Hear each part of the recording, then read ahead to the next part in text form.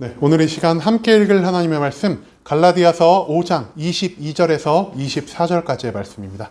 저번 주와 똑같은 말씀입니다. 갈라디아서 5장 22절에서 24절까지의 말씀 3절밖에 되지 않아서 우리 다 같이 한 목소리로 성경 말씀 읽도록 하겠습니다. 갈라디아서 5장 22절 말씀부터 다 같이 읽도록 하겠습니다.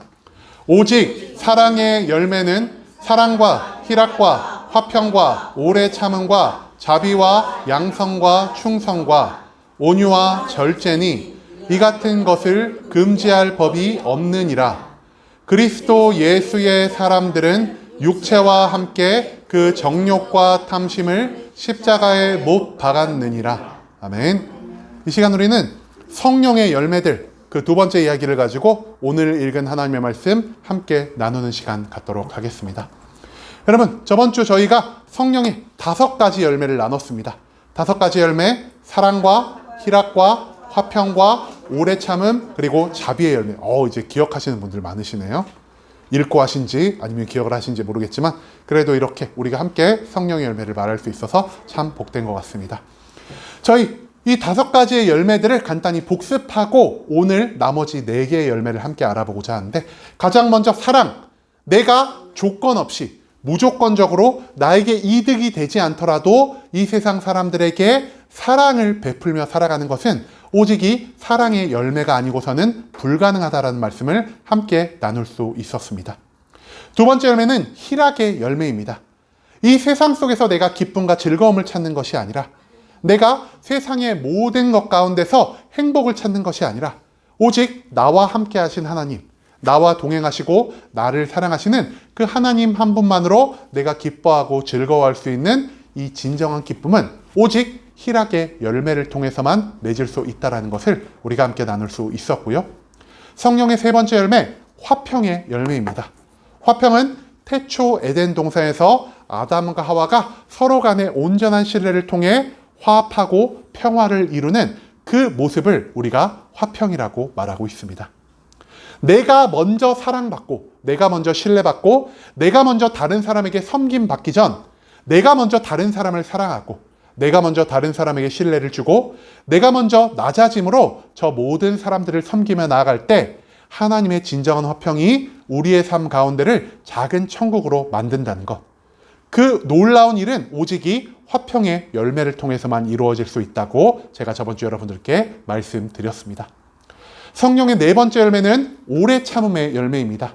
오래 참음, 개인적인 관계 가운데서 저 사람이 나에게 무언가 잘못하더라도 내가 즉시 저 사람을 정죄하거나 저 사람에게 즉시 복수하려는 마음을 갖는 것이 아니라 내가 오래 참음으로, 그리고 나의 심판과 복수의 모든 권한을 하나님께만 맡겨드리며 먼저 엎드려 기도할 수 있는 이 인내의 삶, 이것은 오직 오래 참음의 열매로만 완성될 수 있다라고 우리가 기억할 수 있길 소망합니다. 성령의 5번째 열매, 자비의 열매입니다.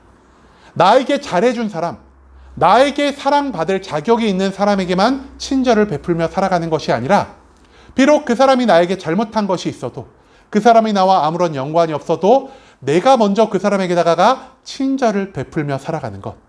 그것이 바로 하나님이 성경 속에서 남기신 자비의 열매를 통해서만 이루어질 수 있다는 것. 우리가 이 성령의 5가지 열매를 온전히 우리의 마음속에 두고 살아갈 수 있게 되기를 소망하겠습니다. 그리고 저번 주 우리가 성령의 9가지 열매가 몇 가지라고 말씀드렸죠? 오직 한 가지다. 성령의 열매는 단수로 표현되었다. 9가지의 성령의 열매의 조각 중 한 가지만이라도 부족하다면 이 성령의 열매는 온전한 모습을 갖추지 못할 것이라고 여러분들과 함께 나누는 시간을 가졌습니다. 그래서 제가 굉장히 좋은 사진을 하나 구해왔는데 성령의 열매가 아마 이런 모습이 아닐까라고 생각을 해봅니다. 뭔가 각기 다른 모습을 가지고 있지만 이 9가지를 완전히 합쳐 놓았을 때 한 가지의 열매의 형상을 띠는 것, 이것이야말로 성령의 열매라 할 수 있다는 것이죠. 그렇기 때문에 이 성령의 9가지 열매 중 우리가 한 가지나 2가지만을 구하며 살아가는 것이 아니라 내가 원하는 것들만 성령의 열매 중에서 구하고, 내가 하기 싫은 것, 내가 원하지 않는 것은 성령의 열매 중에 구하지 않는 것이 아니라 우리가 앞서 말씀드린 사랑과 희락과 화평과 오래 참음과 자비와 양성과 충성과 온유와 절제, 이 9가지 열매를 우리의 삶 가운데 모두 맺으며 살아가는 것이 하나님이 기뻐 받으시는 온전한 성령의 열매를 맺은 성도의 삶이란 것을 제가 여러분들과 함께 나눌 수 있게 되었습니다. 저번 주에 우리는 이 5가지의 열매에 관해 이 5가지가 각각 어떠한 뜻을 가지고 있는지 함께 나눌 수 있게 되었습니다. 그렇다면 이제 오늘 우리가 나눠야 할 말씀, 우리가 저번 주에 나누지 못한 양선, 충성, 온유, 절제가 무엇인지를 먼저 알아봐야 할 것 같습니다. 그리고 이 9가지의 열매를 모두 알아본 뒤 과연 하나님이 이 성령의 열매를 통해 우리의 삶에 허락하신 목적이 무엇인지를 함께 알아보는 시간 갖도록 하겠습니다. 먼저 성령의 6번째 열매인 양선입니다. 여러분, 양선이란 말 우리가 살면서 좀처럼 들어보지 못하는 말이죠. 양선은요, 어질 량자에다가 착할 선자를 씁니다. 즉 어질고 착한 마음을 가지고 살아가는 것을 우리가 양선이라 하고 있다는 것이죠. 이 양선을 우리가 조금 더 쉬운 말, 우리 익숙한 말로 바꾸면 무엇이 될까요? 바로 도덕이 됩니다. 여러분, 우리 유치원 때부터 초등학교, 중학교, 고등학교, 그리고 대학교, 사회에 나가서도 우리가 매일매일 배우는 것 무엇이 있을까요? 바로 도덕이 있습니다. 도덕, 간단하게 도덕을 제가 몇 가지 예시만 들어드릴까요? 여러분, 빨간불에는 횡단보도를 건너면 안 됩니다. 그리고 내 만족과 유익을 위해서 남에게 피해를 주는 행동, 좋지 못한 행동입니다. 내가 충분한 힘과 능력이 있다면 이 힘과 능력을 가지고 다른 사람을 도우며 살아가는 것이 옳은 삶의 방향입니다. 이것들을 가르치는 것이 바로 세상의 도덕 아니겠습니까? 우리가 그래서 세상에 도덕적으로 살아가는 많은 사람을 존경하며 살아갑니다. 왜냐? 우리가 도덕을 아무리 열심히 배워도 이 도덕을 실제 나의 삶 가운데서 온전히 지키며 살아가는 것이 굉장히 어렵기 때문이라는 것이죠. 하지만 세상만 이 도덕을 가르치는 것이 아닙니다. 성경 속에서도 하나님이 세상의 도덕과 비슷한 많은 것들을 우리에게 허락하여 주셨고, 성경의 말씀을 따라 살아가는 모든 그리스도인들은 자연스럽게 세상 가운데서도 세상이 바라는 도덕적인 삶을 온전히 성취할 수가 있게 된다는 것이죠. 하지만 단순히 세상의 수준으로만 도덕을 지키며 살아가는 것은 하나님의 양선이 아닙니다. 하나님이 우리에게 원하시는 도덕적인 삶은 무엇이냐? 세상보다 도덕적으로 훨씬 더 탁월한 삶이란 것을 우리가 기억할 수 있게 되길 소망합니다. 세상에 수많은 의인들이 있지만 그 의인들보다 하나님을 믿는 우리 모든 성도님들이 훨씬 더 뛰어난 도덕적 모습을 보여야 한다는 것이죠. 사실 세상과 교회를 찾아보면 이 세상과 교회가 공통적으로 함유하고 있는 부분을 거의 찾아볼 수가 없습니다. 그런데 세상에서 이런 모습을 가지고 살아갈 때 사람들이 우리의 모습을 보고 기뻐하고 즐거워하는 것, 그리고 교회에서 이런 모습을 가지고 살아갈 때 교회의 많은 성도님들이 우리의 모습을 보고 기뻐하고 즐거워하는 그 공통 분모가 있으니 그 공통 분모가 바로 제가 방금 말씀드린 도덕적인 삶이란 것입니다. 우리가 교회 안에서 많은 사람들이 세상에 하나님의 모습을 보이기 위해 가지고 있어야 할 것, 세상과 교회가 동시에 인정하는 그 가치인 도덕을 우리의 삶 가운데서 온전히 보이며 살아갈 때 세상의 수많은 사람들은 우리의 도덕적인 삶의 모습을 통해 우리 안에 함께 하시는 하나님의 모습을 발견할 수 있다는 것에 우리가 초점을 맞출 필요가 있다는 것이죠. 우리가 세상 속에서 도덕적인 삶을 살아간다는 것은 곧 우리가 하나님에 의해 온전히 변화된 사람이라는 것을 세상에 알릴 수 있는 유일한 방법이기도 합니다. 여러분, 30년 전, 40년 전을 한번 생각을 해볼까요? 30년, 40년 전 하나님을 믿는, 교회에 다니는 사람들을 이 세상이 어떻게 평가했을까요? 저 사람은 교회를 다니니까 조금 더 믿을 만한 사람이야. 저 사람은 교회를 다니니까 정말 착한 사람이야. 저 사람은 교회를 다니니까 정말 법 없이도 살 수 있는 사람이야 라는 그런 수많은 생각들을 이 세상이 교회에 다닌 성도님을 바라보며 가지고 있지 않았습니까? 그런데 우리의 삶 가운데서 이 도덕적인 탁월함을 보이는 양선의 삶이 점점 사라지기 시작했습니다. 그러자 세상이 우리 기독교인들을 바라보며 지금 뭐라고 표현하고 있죠? 저 사람들은 이기적인 사람들이야. 저 사람들은 자기밖에 모르는 사람들이야. 저 사람은 교회 안에서의 모습과 교회 밖에서의 모습이 다른 이중적인 모습을 가진 사람들이야 라고 세상이 우리를 판단하고 있지 않겠습니까? 내가 아무리 세상에서 성공하고 내가 아무리 세상에서 뛰어난 모습을 보인다 한들 나의 삶 가운데서 이 세상이 요구하는 도덕적 탁월함을 갖고 있지 않는 이상 세상은 절대 나를 통해 하나님을 믿고자 하는 마음을 갖게 되지 않을 것입니다. 그렇기 때문에 성경은 우리에게 도덕적으로 완성된 삶, 도덕적으로 세상보다 탁월한 삶, 즉 성도의 삶을 요구하고 있다는 것입니다. 성도, 제가 여러분들께 예전에도 몇 번 말씀드렸죠. 이 성도가 가지고 있는 뜻이 무엇일까요? 성도는 거룩한 삶, 조금 더 쉽게 바꾸면은 세상에서 구별된 모습을 보인 사람들의 삶이 바로 이 성도의 모습이라 할 수 있겠습니다. 오늘날 세상 가운데서 우리가 도덕을 온전히 지키며 살아가는 사람들의 모습을 좀처럼 찾아볼 수 없습니다. 빨간불인데도 횡단보도 우리가 그냥 막 건너가죠. 차가 없으면. 땅바닥에 보는 사람이 없으면 쓰레기를 휙 던지고 가는 것도 우리는 죄악으로 여기지 않습니다. 하지만 하나님의 사람들, 하나님을 믿고 세상 가운데서 구별된 모습을 보인 사람들이라면은 우리가 세상 속에서 아무리 죄악들을 아무렇지 않게 생각하며 살아갈지라도 우리는 그것들을 죄로 인식하고 세상이 인정할 수 있을 만큼의 온전히 도덕적으로 바로 선 삶을 살아야 한다는 것. 그리고 그 도덕적으로 온전히 완성되고 세상 가운데서 구별된 삶을 살 수 있는 것은 오직 이 양선의 열매가 우리 가운데 맺힐 때 그러한 삶을 살 수 있다는 것을 우리가 오늘 말씀을 통해 온전히 기억할 수 있게 되기를 소망합니다. 그리고 성령의 7번째 열매입니다. 성령의 7번째 열매는 충성의 열매라 할 수 있겠습니다. 여러분, 충성 무슨 뜻인지 다들 아시죠? 우리가 충성이란 말을 군대에 있을 때 아마 제일 많이 쓰는 것 같습니다. 그냥 위에 사람들만 보면은 딱 울면서 충성 이렇게 딱 하죠. 근데 저희 부대는 충성이 아니어서 선봉으로 했는데 어쨌든 이 충성이란 말을 굉장히 많이 쓰는 것 같습니다.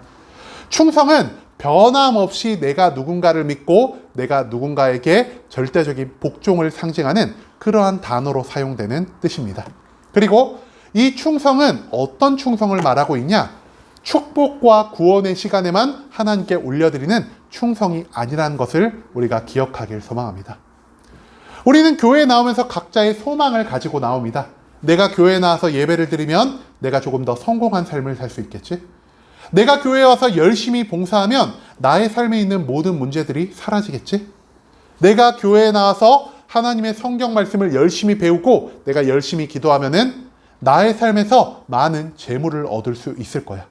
그리고 실제로 우리의 삶에서 이런 축복과 구원의 사건이 일어났을 때 우리는 하나님 앞에 나와 기도합니다. 하나님이 나에게 좋은 것을 주셨으니 내가 평생을 하나님께 충성하며 살아가겠습니다라고 말이죠.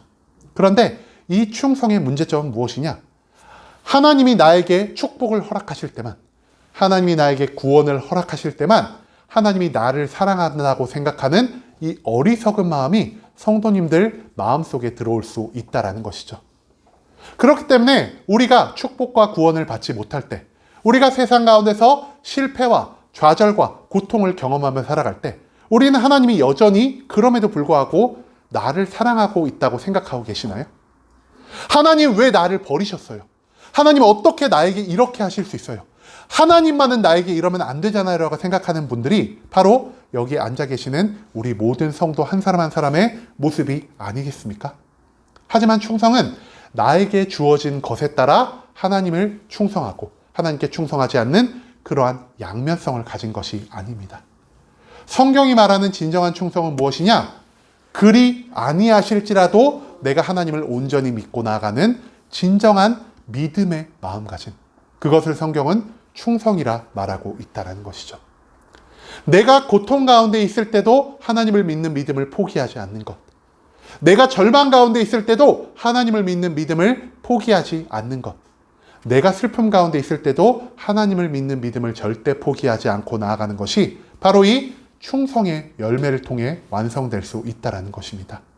왜냐? 내가 슬퍼할 때도 하나님은 여전히 나를 사랑하시기에 나의 곁에서 나를 위로해주고 있는 분이시기 때문입니다. 내가 절망 가운데 있을 때 하나님은 여전히 나를 사랑하시기 때문에 나의 곁에서 절망 상황 가운데서 일어날 수 있는 그 힘을 공급해 주시는 분이시기 때문입니다. 하나님은 모든 고통의 상황 가운데서 여전히 나를 사랑하시기 때문에 그 고통의 자리 가운데 나와 함께 낮아져서 나의 고통을 함께 져주시는 분이기 때문입니다. 하나님은 내가 축복받을 때, 내가 구원받을 때만 나의 곁에 계신 분이 아니라 내가 고통과 슬픔과 절망의 모든 상황 가운데서도 나를 사랑하사 나를 떠나지 않고 나의 옆에 계신 분이라는 사실을 우리가 오늘 이 말씀 속에서 온전히 발견할 수 있게 되기를 소망합니다. 하나님이 모든 상황 가운데서 계속해 나를 사랑하시기 때문에, 그 사랑이 영원히 변치 않으시기 때문에 하나님의 사랑에 보답하기 위해서 우리도 삶의 모든 순간 하나님을 믿는 믿음을 절대 흔들림 없이 가지고 살아가는 것. 이러한 온전한 믿음, 모든 상황 가운데서 변하지 않는 믿음은 오직 하나님이 우리에게 허락하시는 성령의 충성의 열매를 통해서만 온전히 발현될 수 있다는 것을 우리 모든 성도님이 기억하며 나아갈 수 있기를 소망하겠습니다. 성령의 8번째 열매, 그 열매는 바로 온유의 열매입니다. 여러분, 온유하면 우리가 떠올리는 느낌이 있지 않겠습니까? 뭔가 따뜻하고 뭔가 부드러운 성격을 가진, 그 따뜻함과 유순함의 성격을 가진 사람을 우리가 온유한 성격을 가진 사람이라 말하고 있습니다. 그런데 성경에서 말하는 온유는 조금 다른 뜻을 가지고 있다는 것이죠. 성경에서 온유는 헬라어로 프라우스라는 단어를 가지고 있습니다. 그런데 이 프라우스라는 단어를 언제 사용하냐? 야생 짐승을 내가 데리고 와서 우리 집에서 온전히 길들였을 때 우리가 그 짐승의 상태를 보고 바로 이 온유하게 되었다는 표현을 사용한다라는 것이죠. 야생 짐승은 어떤 짐승일까요? 야생 짐승은요, 길들여지지 않은 난폭한, 그리고 자기 마음대로 살아가는 거친 짐승을 우리가 야생 짐승이라 말을 합니다. 그런데 이 거칠고 자기 마음대로 살아가는 야생 짐승을 주인이 데려와서 먹이도 주고 훈련도 시키고 때로는 매도 들면서 교육을 하였을 때 그 짐승이 주인 안에서 온전히 길들여질 수 있게 됩니다. 그리고 그 짐승이 길들여졌을 때 어떠한 성품을 갖게 되냐? 그들 가운데서 부드러운 마음이 생기고요. 그들 가운데 스스로를 낮추며 많은 사람들을 봉사하는 이 온유한 마음이 생기게 된다는 것입니다. 성령의 온유의 열매를 통해 우리가 변화해야 할 모습은 우리가 이제는 나를 중심으로 살아가는 것이 아니라 나의 만족과 유익대로 살아가는 것이 아니라 우리가 온전히 길들여진 야생 짐승들처럼 하나님께 우리의 삶을 온전히 길들임 받아야 한다는 것이죠. 즉 온유의 삶은 무엇을 의미하냐? 하나님 안에서 우리가 겸손의 삶을 살아간다는 것을 의미합니다.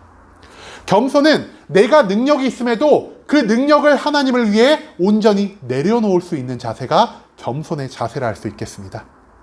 겸손은 내가 모든 일을 할 수 있는 의지가 있음에도 불구하고 하나님이 그 의지를 기뻐하지 않으신다면 내가 그 의지를 온전히 감추며 살아가는 삶을 우리가 겸손의 삶이라 부른다는 것이죠.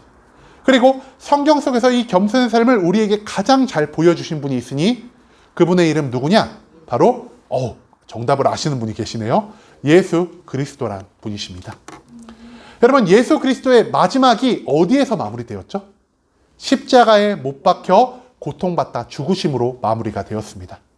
그런데 예수님이 십자가에 못 박혀 죽으실 때 예수님 가운데 있었던 놀라운 능력들, 오병이어의 능력들, 죽은 나사로를 살렸던 능력들, 바다를 걸어가셨던 능력들, 폭풍을 잠재우셨던 그 능력들이 예수 그리스도 안에서 온전히 사라졌기 때문에 예수님이 무기력하게 십자가에 못 박혀 죽임 당하셨을까요? 예수님이 십자가에 못 박혀 죽었을 때도 세상이 상상할 수 없는 모든 능력이 예수님 안에 온전히 남아 있었습니다. 그렇기 때문에 예수님이 그 능력을 가지고 갑자기 손발에 박혔던 못이 퐁 하고 튕겨 나오고 예수님이 하늘로 척척척 걸어 올라가시면서 이 못된 놈들, 니들이 감히 나를 십자가에 못 박어 내가 너희에게 심판의 불덩이를 내리겠다. 이렇게 절대 말씀하지 않으셨다라는 것입니다. 예수님은 십자가에 내려오고 싶은 마음도 있으셨고요. 십자가에 내려오실 수 있는 능력도 있으셨습니다. 하지만 예수 그리스도를 향한 하나님의 뜻이 십자가에 못 박혀 고통당하시다가 우리의 모든 죄를 대신하기 위해 죽임 당하는 것이란 사실을 예수 그리스도는 온전히 알고 있었습니다. 그리고 하나님의 사명, 하나님이 나를 향해 이루신 그 뜻을 온전히 성취하기 위해 예수 그리스도는 자기가 십자가에 내려오고자 하는 모든 의지들, 자기가 십자가에서 내려오고 싶어하는 모든 능력들을 하나님을 위해 온전히 내려두는 겸손함을 선택하셨다는 것. 그것을 우리가 성경의 말씀 속에서 발견해야만 한다는 것이죠. 우리 또한 내가 할 수 있는 일이 너무나 많습니다. 내가 눈을 가지고 악한 것들을 마음껏 볼 수 있고요. 입을 가지고 내가 악한 말들을 수없이 쏟아낼 수 있습니다. 하지만 내가 할 수 있음에도 하나님을 위하여 그 모든 능력을 제한하고 내가 하나님 앞에서 온유하고 겸손한 마음을 가지고 살아가는 것, 그것을 하나님께서는 기뻐 받으신다라는 사실, 그 말씀을 우리가 이 온유의 열매를 통해서 맺을 수 있다는 것을 우리가 기억하며 나아갈 수 있기를 소망합니다. 그리고 성경에서 바울도 우리에게 이렇게 말했죠. 내가 모든 것에 자유하나 히브리인에게는 히브리 사람의 모습을 보이고 헬라인에게는 헬라 사람의 모습을 보이는 것은 내가 능력이 없음이 아니라 저들을 모두 그리스도께로 인도하기 위함이다. 내가 하나님의 사명을 위해, 하나님의 뜻을 위해 나의 모든 것들을 겸손히 내려놓을 수 있는 이 온유의 열매, 우리 모든 성도님들이 온전히 맺으며 살아갈 수 있기를 간절한 마음으로 소망하겠습니다. 성령의 9번째 열매, 마지막 열매죠.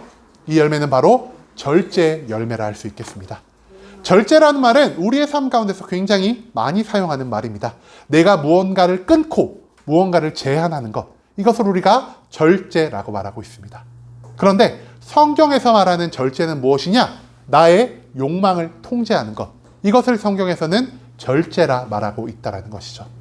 여러분, 우리 모든 사람들은 나의 욕망을 중심에 두고 살아갑니다.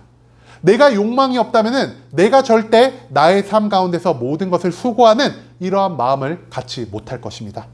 학생들에게는 학생의 욕망이 있겠죠. 좋은 대학을 가고자 하는 그 욕망이 있을 것입니다.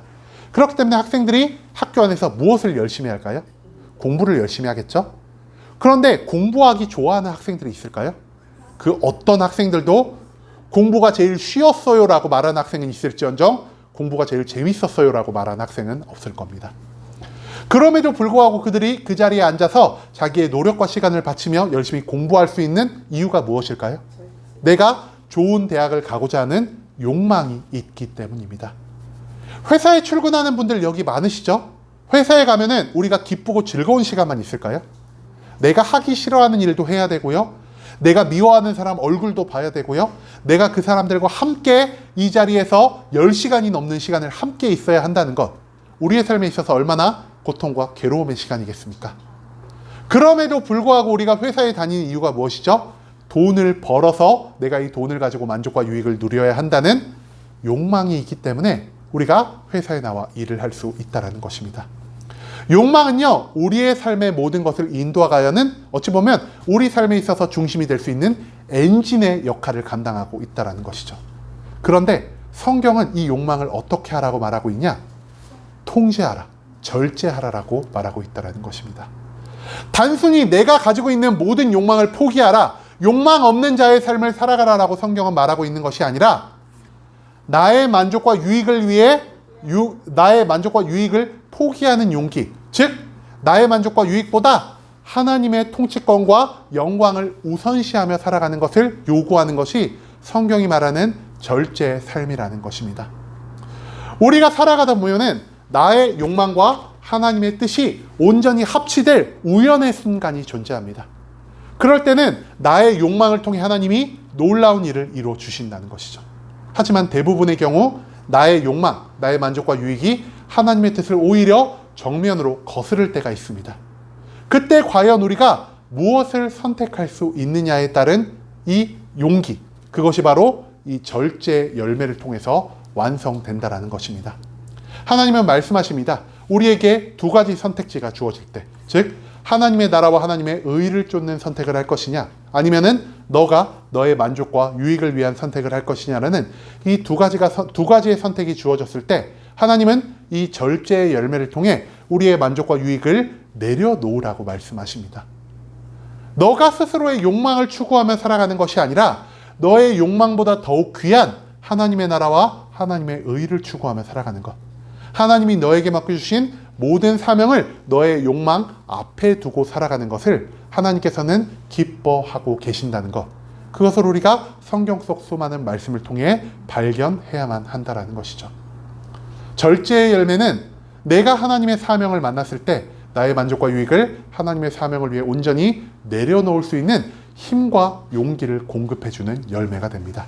그렇기 때문에 우리가 이 절제의 열매를 맺어 이제는 내가 나의 만족과 유익만을 위해 살아가는 것이 아니라 나의 만족과 유익에 앞서 하나님의 나라와 하나님의 의를 온전히 구하며 살아갈 수 있게 되기를 간절한 마음으로 소망하겠습니다. 우리가 여태껏 이렇게 성령의 9가지 열매를 나눴습니다. 저번 주에 비해서 열매가 한 가지가 적어서 우리가 조금 빨리 끝날 수 있게 되었습니다. 성령의 9가지 열매, 다시 한번 우리가 다 같이 말해봤으면 좋겠습니다. 사랑과 희락과 화평과 오래 참음과 자비와 양선과 충성과 온유와 절제, 이 9가지가 우리의 입술에서 사랑이 나오면 바로 희락과 화평과 오래 참음과 이게 바로바로 튀어나올 수 있도록 우리의 영혼 가운데 온전히 새겨질 수 있기를 소망합니다. 그런데 제가 이 성령의 9가지 열매를 설교를 준비하면서 차근차근 뜯어보다 보니까 굉장히 공통적으로 묶이는 부분이 있더라고요. 성령의 9가지 열매는 크게 두 부분으로 우리가 공통점을 묶어 나눠볼 수 있을 것 같습니다. 성령의 9가지 열매를 구성하는 첫 번째는 무엇이냐? 바로 거룩입니다. 그리고 거룩을 우리가 예수님의 말로 바꾸면 무엇이 되냐? 너희가 하나님을 사랑하라라는 말이 된다는 것이죠. 그리고 이 하나님 사랑을 의미하는 거룩에 포함된 성령의 열매는 무엇이냐? 희락과 양선과 충성과 온유와 절제의 열매가 있습니다. 그리고 성령의 9가지의 열매를 또 한 가지로 묶어보면 어떤 도성이 나오냐? 바로 사랑이라는 것이 나온다는 것이죠. 하나님을 사랑하는 것만큼, 그리고 너가 너 자신의 육신을 사랑하는 것만큼 너 주변의 이웃을 사랑하라라고 말씀하신 예수 그리스도의 말씀을 우리가 기억하며 나아갈 수 있기를 소망합니다. 그리고 이 사랑 가운데 포함되어 있는 성령의 열매 무엇이냐? 사랑과 화평과 오래 참음과 자비가 있다는 것이죠. 이 열매에 빗대서 우리가 거룩과 사랑을 한번 무엇인지 알아볼까요? 거룩이란 무엇이냐?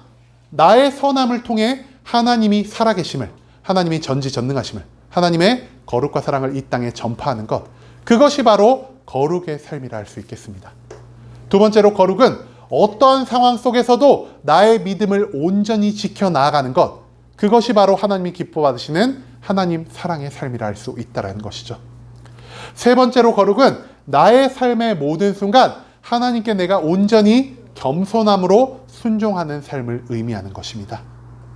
그리고 네 번째, 거룩은 내 욕망보다 하나님의 뜻을 앞서 두며 살아가는 것, 이것이 하나님이 기뻐 받으시는 참된 거룩의 삶이라는 사실을 우리가 기억할 수 있기를 소망합니다.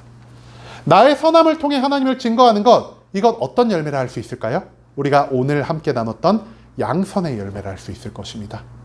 두 번째로 어떤 상황 속에서도 믿음을 지켜가는 이것은 바로 오늘 우리가 나눈 충성의 열매라 할 수 있을 것입니다. 그리고 삶의 모든 순간 내가 나의 할 수 있는 능력과 나의 할 수 있는 의지를 조금 더 억누르고 내려놓으며 살 수 있는 것, 이것은 바로 오늘 나눈 온유의 열매가 되겠고요. 마지막으로 내 욕망을 추구하며 내 욕망 가운데서 기쁨을 발견하는 것이 아니라 이제는 내 욕망보다 하나님의 나라와 하나님의 의를 구하며 하나님의 뜻 가운데서 온전한 기쁨을 찾아가는 것, 이것은 바로 오늘 우리가 나눈 절제의 열매, 그리고 우리가 저번 주에 나눈 희락의 열매를 상징하는 단어라 할 수 있겠습니다. 이 모든 5가지 열매가 공통적으로 우리에게 알려주는 것은 우리가 이 5가지 열매를 온전히 맺어 하나님을 사랑하는, 하나님의 거룩하심을 이 땅에 알리며 살아갈 수 있는 거룩의 모습을 갖추라는 것, 그것을 우리가 성령의 5가지 열매를 통해 발견해야만 한다는 것이죠. 우리가 거룩을 배웠으니 이제 사랑, 이웃 사랑의 삶이 무엇인지를 함께 알아보는 시간도 필요할 것 같습니다. 사랑이란 무엇이냐? 대가 없이 내가 먼저 타인에게 사랑을 베풀고 헌신하며 살아갈 수 있는 모든 종류의 삶을 이웃사랑의 모습이라 할 수 있겠습니다. 두 번째로 개인적인 인간관계 가운데서 내가 어떤 사람에 의해 문제가 발생했을 때 그 문제를 내가 정죄하고 심판하려는 것이 아니라 먼저 그 문제를 오래 참으며 살아가는 것, 그것이 바로 성경이 말하는 이웃사랑의 모습이라 할 수 있다는 것이죠. 마지막으로 이웃사랑은 내가 사랑을 받을 만한 자들에게만 친절을 베풀며 살아가는 것이 아니라 자격 없는 모든 자들에게도, 나의 원수들에게도 친절을 베풀며 살아가는 이 모든 모습을 하나님은 이웃을 사랑하는 참된 성도의 모습이라고 우리에게 알려주고 있다는 것입니다. 대가 없이 먼저 사랑하고 대가 없이 먼저 타인에게 헌신하는 이것은 성령의 9가지 열매 중 사랑, 그리고 사랑과 화평의 열매를 할 수 있겠습니다. 그리고 개인적인 인간관계 가운데 모든 것들을 인내하는 것, 이것은 바로 성령의 9가지 열매 중 오래 참음의 열매를 할 수 있겠고요. 마지막으로 자격 없는 자들에게 베풀어지는 이 친절함의 모습, 성령의 9가지 열매 중 자비의 열매라 할 수 있겠습니다. 성령의 9가지 열매를 우리가 간단하게 요약을 하자면은 성령의 열매는 바로 거룩과 사랑, 이 2가지 열매의 모습을 가지고 있다라 할 수 있겠습니다. 그리고 이 거룩과 사랑의 열매를 통해 하나님이 우리의 삶을 어떻게 변화하게 만들고자 하시냐? 바로 인격자의 삶으로 우리의 모습을 바꾸고자 하시는 것입니다. 그리고 인격자의 삶을 통해 하나님이 우리를 어떤 곳으로 인도하고자 하시느냐? 바로 우리가 이전에도 나눴던 하나님의 사명을 완수하는 삶의 자리로 우리를 인도하고자 하신다는 것이죠. 여러분, 사명하면은 우리가 머릿속에 어떤 게 떠오를까요? 굉장히 거룩한 것, 굉장히 큰 것, 내가 지금 있는 자리보다 먼저 이 세상을 좋게 만들 수 있는 위대한 자리를 우리가 보통 사명이라고 생각하지 않으시나요? 그런데 성경에서 말하는 사명은요, 그런 위대한 것만, 그런 거룩한 것만, 교회에 관련된 일만을 성경은 사명이라 말하고 있지 않습니다. 성경에서 말하는 사명의 자리는 어디냐? 우리 한 사람 한 사람이 살아가는 각자의 삶의 자리라는 것이죠. 학생의 사명의 자리는 학교가 되어야 할 것이고요. 회사원의 사명의 자리는 회사가 되어야 할 것입니다. 가정주부로 내가 살아간다면은 나의 가정이 곧 나의 사명의 자리가 되어야만 한다라는 것이죠. 이 사명의 자리 가운데서 하나님이 우리에게 원하시는 것은 무엇이냐? 내가 그 자리에서 내가 지위를 가지고 있는 모든 열심과 최선을 다해 살아가는 것. 그리고 내가 살아가는 자리에서 하나님의 거룩과 하나님의 사랑의 모습을 보이는 인격자의 삶을 살아갈 것을 하나님은 우리에게 사명으로 허락하셨다는 것을 기억하며 나아갈 수 있기를 소망합니다. 학생이라면 학교에서 내가 공부를 열심히 하며 내 주변 하나님을 모르는 친구들에게 하나님이 어떤 모습, 거룩과 사랑의 모습을 기뻐하시는지를 그들에게 알림을 통해, 저 사람들이 나를 봤을 때 야, 저 친구 보니까 하나님 믿는 애들은 진짜 최고의 인성을 가진 것 같다. 하나님을 믿는 게 저런 삶이구나라는 삶을 알리며 살아가는 것, 그것이 바로 학생들에게 주어진 사명자의 삶일 것입니다. 회사에서도 내가 맡은 일에 열심과 최선을 다하며 내가 나에 있는 자리에서 하나님의 거룩을 보이며 살아가는 것, 하나님의 사랑을 보이며 살아가는 이 인격자의 삶을 살았을 때 회사 가운데서 하나님을 믿지 않는 수많은 사람들이 나의 모습을 보고 저 사람이 저렇게 살아가는 모습을 보니까 나도 한 번쯤 하나님을 믿는 믿음을 가져보고 싶다라는 이 마음을 허락해주며 살아갈 수 있게 하는 것이 바로 인격자의 삶을 통한 사명의 완성이라는 것을 우리가 기억할 수 있게 되기를 소망합니다. 내가 세상 가운데서 아무리 뛰어난 모습을 보여도 나의 삶이 사람들에게 거룩과 사랑의 모습을 보이지 않는 인격자의 삶이 완성되지 않는다면 내가 아무리 큰 성공을 거두고 내가 아무리 위대한 일을 해도 많은 사람들은 나의 모습을 통해 절대 하나님의 살아계심을 발견하지 못할 것이라는 사실이죠. 그렇기 때문에 우리는 이 성령의 9가지의 열매를 통해 하나님이 우리에게 원하시는 거룩과 사랑에 담긴 온전한 인격자의 삶을 살아갈 수 있게 되기를 소망합니다.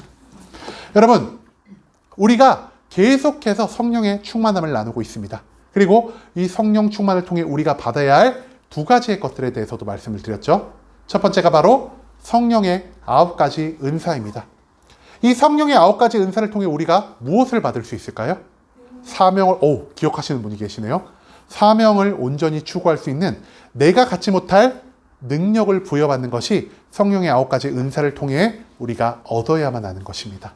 그렇다면 우리가 성령의 9가지 열매를 통해 얻을 수 있는 것, 오늘 방금 말씀드렸죠? 바로 온전한 인격자의 삶을 추구해야만 한다는 것입니다. 나의 삶 가운데서 성령님이 주시는 능력, 나의 삶 가운데서 하나님이 변화시키는 인격자의 삶이 모두 합쳐졌을 때 우리가 무엇을 얻을 수 있냐? 완전한 사명자의 삶을 추구하며 살아갈 수 있다는 것이죠. 사명자의 삶은 능력과 인격이 동시에 요구되는 삶입니다.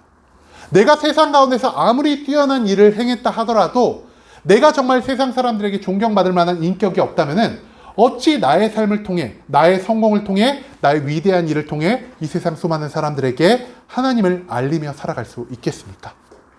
반대로 내가 능력 없이 인격자의 삶을 살아간다면 어떨까요? 많은 사람들이 내가 정말 흠모할 만한, 존경할 만한 인격을 가지고 있더라도 나의 삶 가운데 아무런 능력이 없는 것을 보고 아유, 저 사람이 참 존경할 만한 사람이지만 나는 저 사람처럼 살고 싶지 않아라는 나의 삶을 통해 하나님을 믿으려는 마음을 절대 보이지 못할 것입니다. 우리의 삶 가운데서 그렇기 때문에 성령의 은사를 통한 능력, 성령의 열매를 통한 인격이 모두 하나로 합쳐졌을 때에야만 우리가 세상 가운데서 하나님의 사명을 이뤄가며 나의 모습을 통해 많은 사람들을 하나님께로 인도할 수 있다는 것이죠. 그렇기 때문에 우리는 성령의 충만함을 구할 때 이 은사를 통한 능력, 열매를 통한 인격을 모두 하나님께 구하며 나아가는 완전한 사명자가 되어야 한다는 것을 우리는 그동안 나눈 수많은 성경 말씀을 통해 반드시 기억해야만 합니다. 그런데 문제는 무엇이냐? 여러분, 교회에 나오면서 여러분 어떤 소망을 가지고 나오고 계십니까? 하나님, 부자 되게 해주세요. 하나님, 공부 하나도 안 했는데 나 시험 100점 맞게 해주세요. 하나님, 이번 주 금요일, 이번 주 토요일 어떤 날인지 아시죠? 제가 로또 살 겁니다. 꼭 20억 당첨되게 해주십시오. 이런 소망을 가지고 우리가 교회로 나오지 않으시나요? 어우, 여기 아니신 분들이 많으시네요. 정말 믿음의 용사들이신 것 같습니다. 그런데 우리가 교회를 나오면서 내가 고통과 괴로움과 절망의 상황 가운데서 하나님, 내가 하나님의 거룩을 추구하는 인격자의 삶을 살게 해주세요. 내가 비록 지금 슬픔과 괴로움 가운데 있지만 하나님의 이웃사랑을 온전히 실천하는 사랑의 인격자의 삶을 살게 해주세요라는 기도하시는 분 혹시 여기 계실까요? 그 정도 믿음에까지는 아직 우리가 이르지 않은 것 같습니다. 우리가 교회를 많이 나오면서요, 우리는 하나님의 능력적인 부분을 구할 때는 굉장히 많습니다. 하지만 반대로 우리가 이 능력적인 부분, 나의 성공을 위한 능력에 초점을 맞추다 보니 우리가 이 인격적인 부분을 외면하며 살아갈 때가 너무나 많다라는 것에 우리가 조금 안타까워할 필요가 있을 것 같습니다. 아까도 말씀드렸지만 성령의 온전한 능력을 받은 사명자의 삶은 이 능력과 인격이 온전히 하나가 될 때 하나님이 기뻐 받으시는 온전한 사명자의 삶이 완성된다는 것을 우리가 기억할 수 있기를 소망합니다. 이 성령의 양쪽을 이루는 성령의 열매가 사라지면은 우리는 온전한 사명자의 삶을 살아갈 수 없다는 것이죠.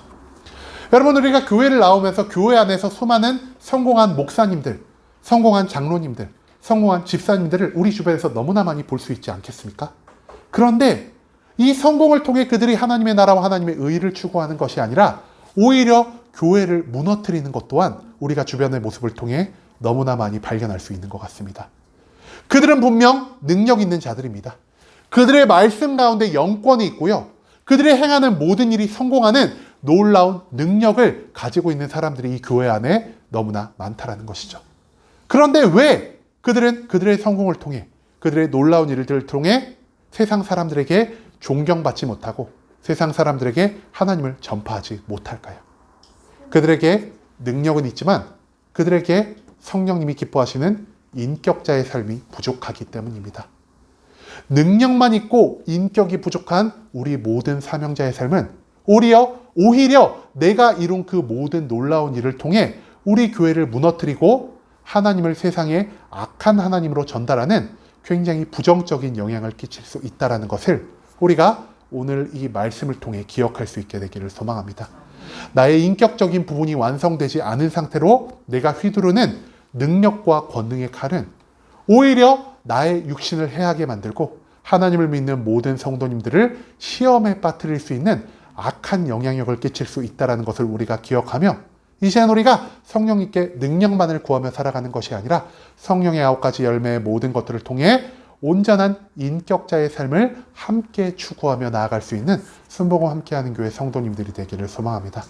여러분, 우리들은요 성령의 충만을 받아야 합니다. 왜냐? 성령의 충만을 받아야만 그 성령의 충만 가운데 있는 성령님의 능력을 그리고 우리의 삶을 변화시키는 성령님의 인격의 삶을 온전히 완성할 수 있기 때문입니다. 하지만 우리가 성령의 능력적인 부분을 구하면서 왜 성령의 인격적인 부분을 구하지 않을까요? 성령의 능력은 우리 눈에 보이는 외적인 부분에서 표현되는 것이고, 성령의 열매를 통해 완성되는 인격은 많은 사람들이 볼 수 없는 우리의 내면적인 것을 완성하기 때문일 것입니다. 하지만 우리가 이 성령의 은사와 성령의 열매를 이렇게 한번 생각해 보셨으면 좋겠습니다. 성령의 열매는 집을 짓기 위해 필요한 반석의 모습을 갖추고 있습니다. 그리고 성령의 은사는 우리가 이 반석 위에 온전히 올려진 집의 모양을 가지고 있다고 생각을 해봅시다. 우리가 인격자가 되지 않고 오직 능력만을 받은, 즉 반석 위에 짓지 않는 집은 어떠한 결과를 맞게 될까요? 비바람이 몰아치고 누군가 툭 건드리기만 해도 금방 무너지는, 내가 집을 세우기 위해 모든 고난과 역경을 이뤄냈지만 그 모든 고난과 역경을 통해 이뤄낸 성공 가운데서 그 누구도 반석 위에 짓지 않은 모래 위에 지은 집에 들어가 살고자 하는 마음을 가진 사람들은 아무도 없을 것입니다. 즉 인격이 바탕되지 않고 이룬 성령의 능력들은 우리의 삶에 있어서 아무런 도움이 되지 않는다는 것이죠. 반대로 우리가 집이 지어지지 않은 상태로 반석만을 가지고 나아가는 삶은 어떨까요? 내가 능력 없이 성령의 인격만을 가지고 내가 많은 사람들에게 친절하기만 한 삶을 산다면 우리의 인격은 세상 가운데서 아무런 빛과 소금의 역할을 감당하지 못할 것입니다.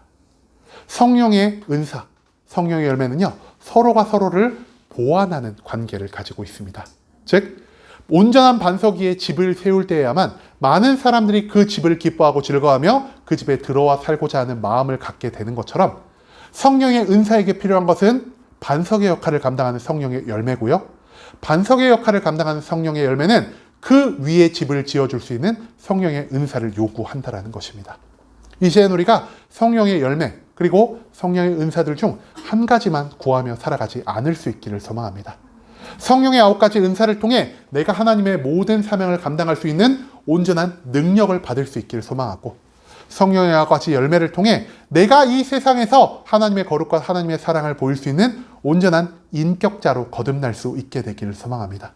하나님의 인성, 하나님의 능력이 나의 안에서 온전히 하나 될 때, 그제야 나는 하나님이 기뻐 받으실 수 있는 온전한 사명자의 삶을 살아갈 수 있다는 것을 우리가 기억하시며, 이제 내가 이 교회에 나오며 능력만을 구하며 살아가는 것이 아니라 우리가 그동안 외면하고 살았던 성령의 9가지 열매를 통해 하나님이 기뻐하시는 거룩과 사랑의 삶, 즉 하나님이 기뻐 받으시는 인격자의 삶을 살아갈 수 있는 순복음 함께하는 교회 모든 성도님들이 될 수 있길 간절한 마음으로 소망하겠습니다. 아멘.